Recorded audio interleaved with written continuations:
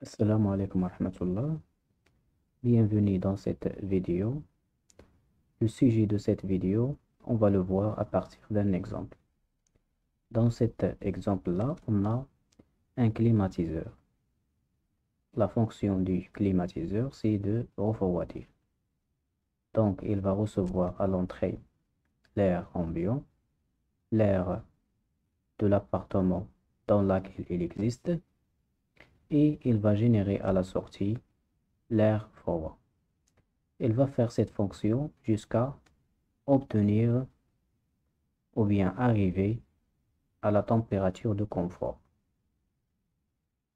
Une fois il arrive à la température de confort, cette température elle est réglée par l'utilisateur, le système s'arrête. La question ici c'est comment le système climatiseur va savoir qu'il est arrivé la température de confort. Donc la réponse à cette question c'est que le système est muni d'un dispositif. Ce dispositif, on l'appelle un capteur. Et pour cet exemple-là du climatiseur, c'est un capteur de température. Donc notre vidéo sur les capteurs. Et dans cette vidéo, on va voir les éléments suivants.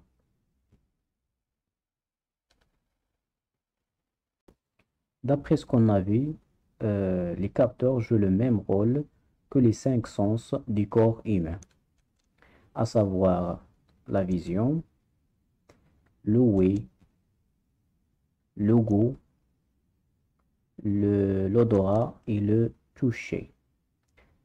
Les capteurs jouent le même rôle que ces quatre sens du corps humain. Maintenant, on va voir la définition d'un capteur. Donc, par définition, c'est un dispositif qui transforme, qui convertit un grandeur physique ou un signal électrique. Voilà une modélisation. Il va recevoir à l'entrée un grandeur physique et il va générer à la sortie un signal électrique. Parmi les grandeurs physiques qui va être détectées par un capteur, on a la température, la force, la position et la présence d'une personne ou d'un objet. Il va convertir ces grandeurs physiques en un signal électrique. Pourquoi un signal électrique? Parce qu'il est facile à traiter et facile à transmettre. Maintenant, on va voir une classification des capteurs. Le critère de cette classification, c'est le type de signal de sortie. Le signal qui va générer un capteur. Le premier signal, le premier type d'un signal, un signal qui a la forme suivante. Donc, ce signal-là, il a juste deux valeurs, soit 0, soit 1. Ce type de signal, on l'appelle un signal logique, ou bien on l'appelle un signal TOR. TOR, ça veut dire tout ou rien. Tout, c'est 1, rien, c'est 0. Le capteur qui génère ce type de signal, on l'appelle un capteur logique. Un exemple d'un capteur logique, c'est un capteur de position ou bien on l'appelle un frein de course. Donc, il va capter la position d'un objet en mouvement, soit un mouvement de rotation ou bien une translation. Donc, voilà le type de signal généré par ce capteur. Donc, n'est pas actionné, c'est 0. Actionné, c'est 1.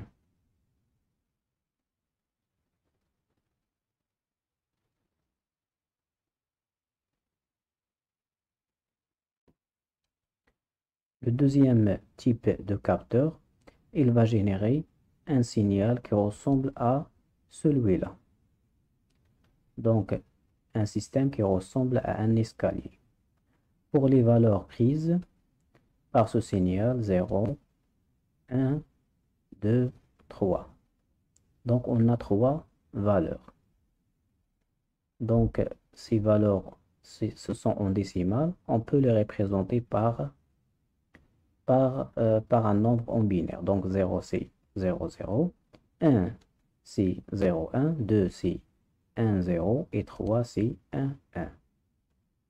Donc comme vous voyez, ce signal, il va prendre un nombre limité de valeurs. Donc on l'appelle un signal numérique.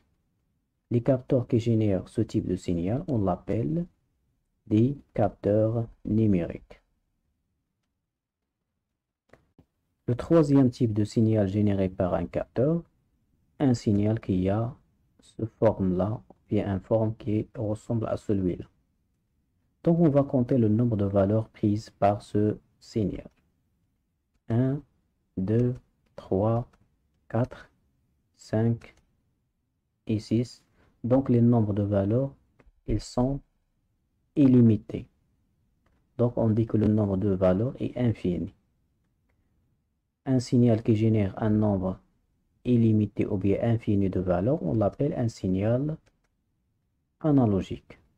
Le type de capteur qui génère un signal analogique, c'est un capteur analogique. On va prendre un exemple des capteurs analogiques. C'est une photorésistance. C'est une résistance dont sa valeur varie en fonction de la lumière. Donc, on va voir sa réponse. Donc, la résistance varie en fonction de la lumière. Donc, à l'entrée, on a le grandeur physique, c'est la lumière. Et la sortie, c'est la résistance. Donc, voilà sa réponse. Donc, en obscurité, la résistance, elle est grande.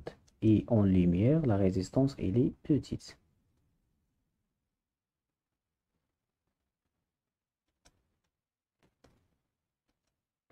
Maintenant, on va voir les caractéristiques d'un capteur. Le premier caractéristique qu'on va voir, c'est l'étendue de mesure.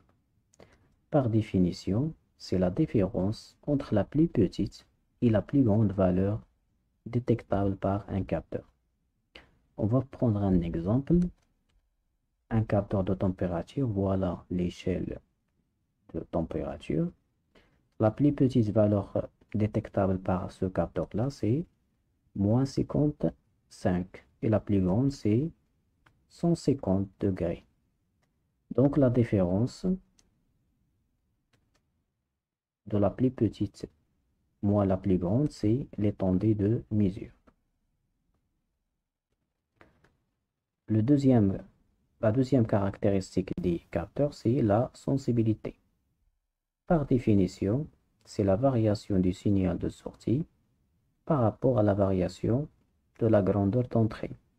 Le signal sortie, c'est un signal électrique et la grandeur d'entrée, c'est la grandeur à détecter. Donc la formule S, la sensibilité, est égale delta S sur delta E. Donc on va prendre un exemple, un capteur de température. L'entrée, c'est la température et la sortie, c'est une tension électrique. Voilà la réponse, la sortie en fonction de l'entrée. On va prendre deux valeurs, la première et sa valeur, son image. La deuxième, la différence entre ici c'est l'entrée et la différence ici c'est la sortie. Si on va diviser la sortie, cette différence divisée par l'entrée, on va obtenir la sensibilité. La troisième caractéristique des capteurs, c'est la précision. La précision, c'est l'aptitude du capteur à donner une mesure proche de la valeur vraie. On a deux choses ici, la valeur vraie et la mesure. Est-ce que la valeur vraie est égale à la mesure donnée par le capteur? La réponse est non. Donc la valeur vraie est égale à la valeur mesurée par le capteur, plus ou moins une incertitude. On va prendre un exemple. Par exemple, la valeur vraie est égale à 5 plus ou moins l'incertitude, c'est 0,2. Donc la valeur vraie, il est inclus entre deux valeurs. Ces valeurs, c'est 5 plus 0,2 est égal à 5,2 et 5 moins 0,2, c'est 4,8. Donc la valeur vraie n'est pas une valeur exacte, mais il peut être compris entre deux valeurs. Ces valeurs-là, c'est 4,8 et 5,2.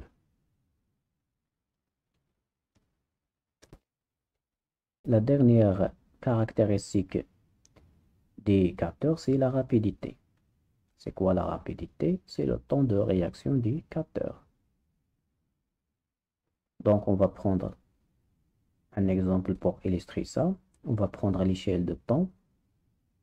Donc, on va l'instant où il a reçu le grandeur d'entrée, le grandeur à détecter, et l'instant où il a généré la réponse. Ce temps-là, c'est le temps de réponse du capteur. Donc, pour avoir un capteur performant de qualité, le temps de réponse doit être le plus court possible. Donc, voilà ce qui concerne ce cours-là. Merci pour votre attention et à la prochaine.